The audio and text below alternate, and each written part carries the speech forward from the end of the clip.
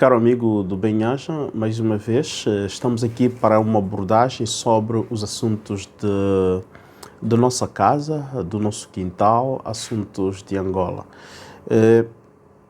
Recentemente é um debate que está na mesa, que está na praça, está nos escritórios, está nos táxis, está nas famílias, nos talk shows.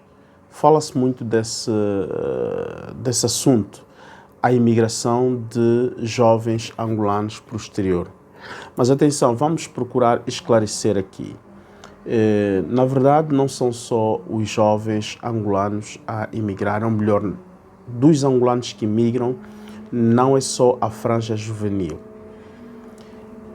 Também famílias inteiras, e famílias do qual o chefe de família não é jovem, a coadjuvadora do chefe de família, que é a esposa, não é jovem, são pessoas que já estão para além dos 40 anos, há quem mesmo está para além dos 50 anos e que têm filhos que estão na flor da idade, 20, 25 anos, filhos que recentemente concluíram as suas universidades, ou alguns ainda estão inscritos em universidades, ou alguns ainda têm que ingressar para as universidades.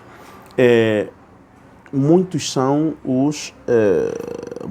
as razões que os levam a emigrar, e é importante falar-se disto. Não devemos só dizer ou não digo que é acusação ou condenar, não devemos só noticiar que muitos jovens estão a emigrar, muitas famílias estão a emigrar. O importante é também nós elencarmos as motivações que fazem com que estas pessoas, estes angolanos, imigrem. Simplicisticamente, de forma muito simples, de forma muito superficial, vai-se dizer que não, estão a emigrar por razões econômicas. Não, não é bem assim. Vamos tentar desmistificar isso, vamos tentar mitigar este assunto. A imigração está a acontecer por vários motivos. O nosso país, Angola, não está organizado em função da demanda da atual população de Angola. A nova população de Angola, querer como não, primeiro, em número, cresceu. E por crescer em número, o Estado não está organizado e não oferece serviços adequados para estas populações. Aí partimos na lógica histórica, ou melhor, vamos para um dado histórico,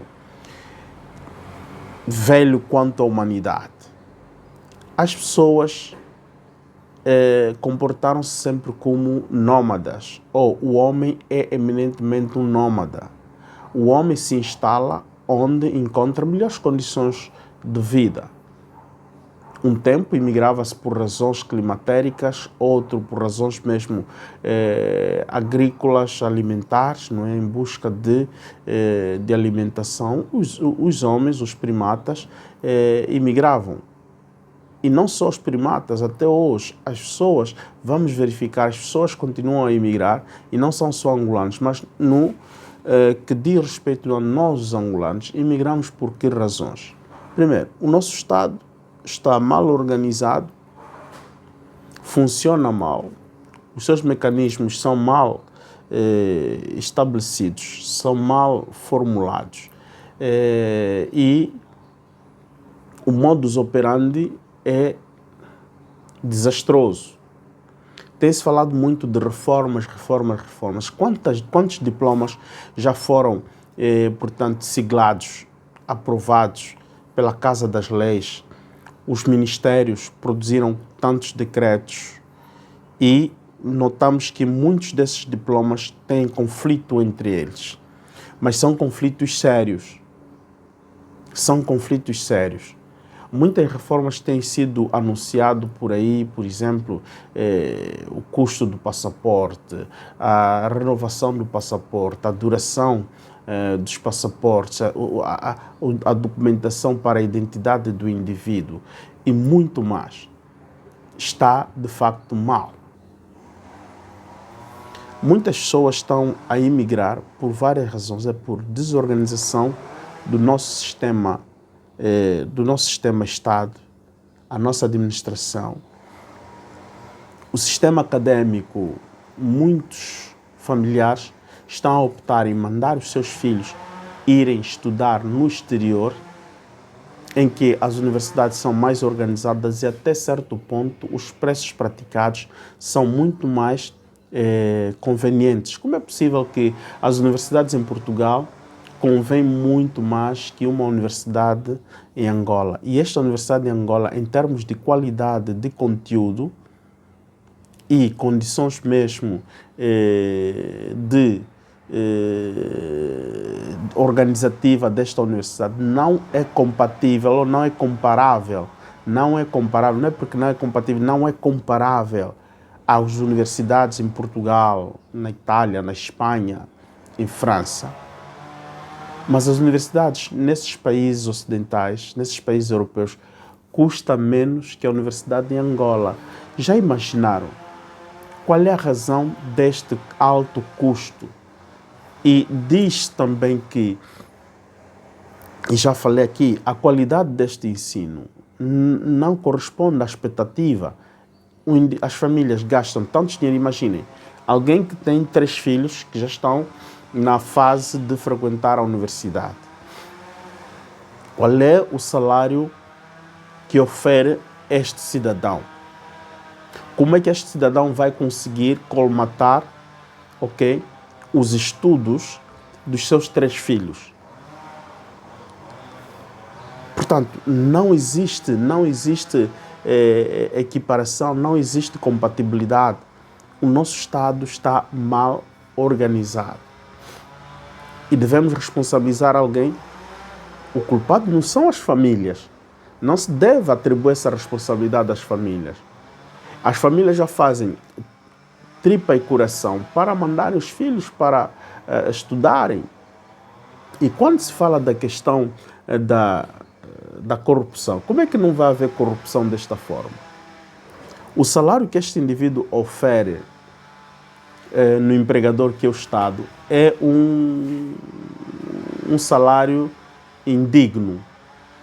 Logo, este senhor que é funcionário de Estado, ele é quem autoriza aquele documento para todos os clientes que chegam ao seu balcão. O que é que este senhor tem que fazer? Ele tem que resolver os problemas dos seus filhos. Automaticamente, estas tuas medidas, és tu que estás a sponsorizar, a patrocinar a própria corrupção. No nosso país a corrupção está tão generalizada. É porque o próprio Estado não tem mecanismos, as suas políticas não são adequadas. Tudo parte de onde? É na política salarial. O Estado diz que não tem dinheiro para pagar o salário dos seus funcionários. Não tem dinheiro porque este déficit deu-se ao quê? Temos muita dívida. O Estado, a função pública tem muita dívida. O aparelho do Estado tem muita dívida. E o porquê que adquiriu estas dívidas? Em que consistem essas dívidas adquiridas? Ok? Portanto, existe uma ineficiência larga. O delta é tão vasto que não se pode continuar assim. Não se deve continuar assim. Há que se dar a mão à palmatória. Este é o momento em dar-se a mão à palmatória. Há indivíduos que têm boas funções no próprio Estado. São pessoas que tendem a ter um perfil honesto, um comportamento honesto, de caráter já são honestas, mas querem se adequar com o seu caráter, mas na prática está difícil. Todo indivíduo que é nomeado ministro em Angola, sabemos quais são as falcatruas que eles fazem. E tem a febre do nepotismo. Tem a febre do nepotismo. Só basta olharmos para o Ministério do Interior o que aconteceu. Vamos em outros ministérios, Ministério das Obras Públicas, vamos ver o que aconteceu. Então, é complicado. Pessoas com boas funções no Estado, no aparelho do Estado, na administração pública, estão a abandonar as suas funções, os seus trabalhos, para emigrarem com as famílias. A nossa moeda não é estável. Há chefes de família que optaram em continuarem a trabalhar em Angola enquanto têm sentimento patriótico, mas os filhos, onde eles mandaram os filhos, os custos são para sustentar aqueles custos. Ele começa a encontrar dificuldades. Por quê? Porque a moeda não é estável, a inflação é tão hiper, cada mês que passa ele encontra-se, não é, em condições, digamos assim, encontra-se incapaz, não é, incapaz de responder os problemas que lhe são expostos. Não podemos dizer que é inconcebível. É concebível. Por quê? Porque sabe-se onde é que está o problema. E para se resolver estes problemas, resolve-se não de forma micro, se resolve de forma macro. Se começa de cima e começa-se a descer para baixo. Não se começa de baixo e para ir depois para cima, não. Quando o timoneiro não está a conseguir, há que se trocar de timoneiro. Como é que funciona no futebol? Se o ponta de lança não está a funcionar, o que é que se faz? O treinador vai trocar o ponta de lança, mas o mais agravante onde é que está? Aquele é a solução micro. Agora, a solução macro, onde é que está? A equipa está a participar no campeonato, só está a perder, perdeu 10 partidas, vamos dizer 10 partidas, 7 partidas consecutivas. E para venceres o campeonato tens que garantir ao menos 10 vitórias, 3 empates, podes ganhar o campeonato em função de como as outras equipas estão, portanto, a se comportar. Não é verdade? O que é que vai fazer a propriedade da equipa, a empresa de desporto? O que é que vai fazer a propriedade da equipa? Onde é que o proprietário deve tocar? O proprietário não vai tocar no plantel. O proprietário vai tocar no timoneiro principal, que é o treinador. O treinador, ok? O manager principal não está a funcionar, então troca-se, contrata-se um outro. Esta metáfora vale para Angola. Quem é o proprietário de Angola? O proprietário de Angola não é o partido MPLA. O proprietário de Angola não é o partido UNITA. O proprietário de Angola são os angolanos. Isto tem que ficar cada vez mais patente nos políticos, nos fantasiosos políticos e principalmente aqueles que têm bocas autorizadas para falar. Não estão mais a lidar com um público nécio, ok? Não estão mais a lidar com um público nécio. Até cientificamente, sabe-se, intuitivamente entende-se. Muito tempo o MPLA comportou-se como se fosse o proprietário do país. E esta mania acabou, não é tem que acabar, acabou porque ninguém mais está aqui para se submeter a estas teorias perigosíssimas e que levaram o país nesta situação. Porque dentro mesmo do MPLA, as pessoas não têm a liberdade de se exprimirem com consciência. Eu estava a ver a TV Zimbo e ouvi algumas declarações do senhor David Mendes, que é sempre uma pessoa muito controversa, uma pessoa binária, e ele mesmo é binário. E nesta entrevista, ou melhor, neste programa, neste debate, ele toca nesse ponto, ele diz, os deputados, só que ele não quis dizer exatamente de que partido, mas ele diz, os deputados não têm a liberdade de debaterem de forma espontânea. Eles trazem discursos no Parlamento, eles limitam-se no discurso que leram e não conseguem contrapor de forma espontânea com ideias a exposição daqueles deputados que conseguem falar de consciência livre. De quem é que ele se referia? Referia-se mesmo ao grupo que soubemos que trabalha assim. E N anos nós fomos verificando isso. E outra, ouvimos o senhor Carlos Feijó a desvendar a grande problemática deste mesmo grupo. Portanto, ele continua a repropor os mesmos programas que pura e simplesmente são fantasia.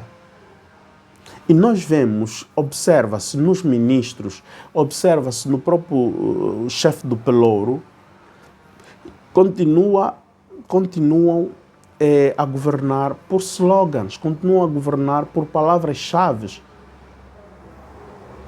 E hoje diz uma palavra, daqui 5 dias vai dizer outra, e pronto. Por exemplo, são discursos excitantes, excitam, mas na concretização, na materialização destes discursos não se faz patavina nenhuma.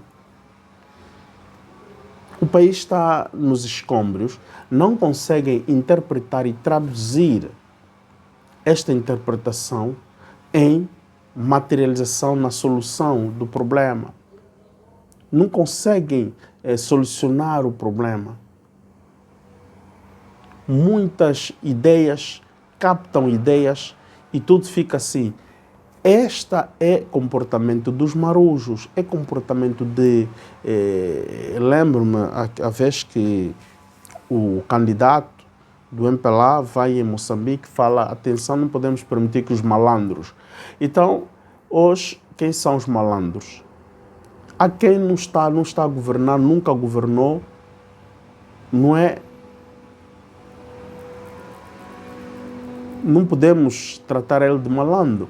O malandro é quem sempre esteve a governar e nunca conseguiu resolver o problema. Atenção, esta parte aqui, não me venham imputar que eu sou apologista ou estou a fazer um programa de defesa de um partido da oposição. Não. Esta é uma leitura, este debate está na praça, fala-se disto nos escritórios, até na própria sede, nos comitês de ação do próprio MPLA, fala-se isso, mas nos açudes. Vocês sabem o porquê que muitos militantes do próprio partido do MPLA hoje não acreditam mais no MPLA. Perderam em dar confiança. Muitos hoje já vêm em público a fazer declarações de divórcio com o MPLA. Por causa disso. E dentro deste partido vive só de ameaças. Lembram-se do discurso do senhor presidente numa entrevista, na primeira entrevista que ele faz coletiva, em que ele diz os da oposição não podem ter emprego, não pode ser nem presidente nem vice-presidente, não pode ser nem vice-presidente nem presidente. Portanto, ali era a clássica estratégia, era a comunicação massiva, do qual todos os órgãos intermédios e de base do mesmo partido, portanto, replicaram e têm replicado até agora. E é ali onde está o problema. O problema já anda identificado. Então, temos que ter noção de que Angola não é propriedade de um partido. Angola é propriedade de todos os angolanos. E os angolanos é quem tem voz em capítulo. Muitos angolanos estão a emigrar por N razões, nem consegui elencar todas. Salários mal pagos, inflação monetária, não existe estabilidade monetária no país, os preços sempre a galoparem e 300, 400, 800%. Não existe segurança, a própria segurança, as pessoas não vivem, a iniciativa econômica ou a iniciativa empresarial não funciona. Atenção que muitos daqueles que saem de Angola vão em outros países. Como é que essas pessoas estão a sobreviver? É através do empreendedorismo. Tem empregos humildes, alguém que já era diretor, chega ali, começa a trabalhar de forma humilde, mas aquela forma humilde que ele está ali a trabalhar, o salário que ele está a oferir, lhe dignifica muito mais do que ele era diretor. O diretor que ele era em Angola era só nominal, era só fantasia. O impacto que ele está a ter econômico no país em que ele emigrou paga mais.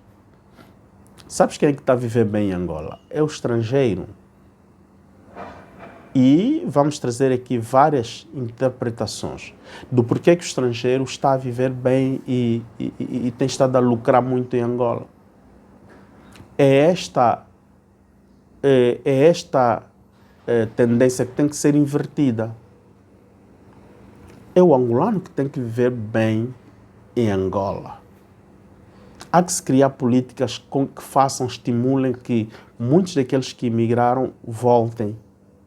E quando voltarem, não se lamentem, mas sim encontrem o Eldorado das suas vidas no seu próprio país. E para tal, tem que se trocar o timoneiro. Devemos ter coragem de dizer as coisas como estão. É preciso perder-se o medo. É preciso romper uma tradição que não paga mais. É uma tradição que não vale mais. Está a asfixiar, está a assassinar, está a matar, está a destruir, está a descompor, está a desintegrar. Aqueles que têm a faca e o queijo na mão. Primeiro, a população total de Angola tem o queijo e a faca na mão. Em segundo, os militantes do MPLA têm o queijo e a faca na mão. O militante do MPLA, se ele se rebelar com o atual método conduzido pelo partido, se eles se rebelarem, não significa dizer deixam de ser membros do MPLA, mas têm que se rebelar para que haja reforma de metodologia dentro do partido. É isto que é necessário fazer. Uma rebelião dentro do partido para mudar o paradigma e encarar o país diversamente e se tornarem jogadores e não proprietários do campeonato, mas sim competidores, não é? Competidores, concorrentes no campeonato. Com todas as outras equipas são concorrentes no campeonato. Isto é que é necessário. Ok, vamos voltar com outra abordagem. Se foi útil este assunto aqui falado, por favor, deixa o teu like e partilha. Estamos juntos, até lá. Um bem-aja.